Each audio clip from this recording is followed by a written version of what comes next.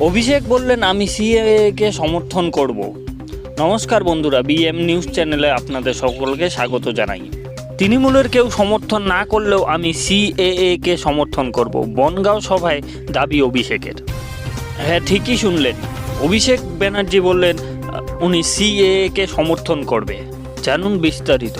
তার আগে চ্যানেলটিতে নতুন হয়ে থাকলে চ্যানেলটিকে অবশ্যই সাবস্ক্রাইব করবেন এবং পাশে থাকা বেল আইকনটি টিপতে ভুলবেন না।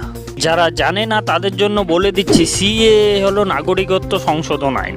ভারতীয় নাগরিকত্ব সংশোধন আইন বিল 2019 সালের 11ই ডিসেম্বর ভারতের সংসদে পাস হওয়া একটি আইন। এটি 2019 সালে নাগরিকত্ব আইনের সংশোধনের মাধ্যমে আফগানিস্তান, বাংলাদেশ এবং পাকিস্তান থেকে আগত নিপীড়ন সংখ্যালঘু হিন্দু, শিখ, বৌদ্ধ, জৈন, পার্সি এবং খ্রিস্টান ধর্মাবলম্বী অভিবাসীদের ভারতীয় নাগরিকত্ব পাওয়ার সুযোগ প্রদান করে। আফগানিস্তান, বাংলাদেশ, পাকিস্তান এই তিনটি দেশে মুসলিম প্রধান দেশ। এখানে মুসলিম সংখ্যালঘু না হওয়ায় তাদের জন্য এই বিলের মাধ্যমে নাগরিকত্ব পাওয়ার সুযোগ রাখা হয়নি। আর এই সিএএকেই সমর্থন করেন বললেন অভিষেক বন্দ্যোপাধ্যায়।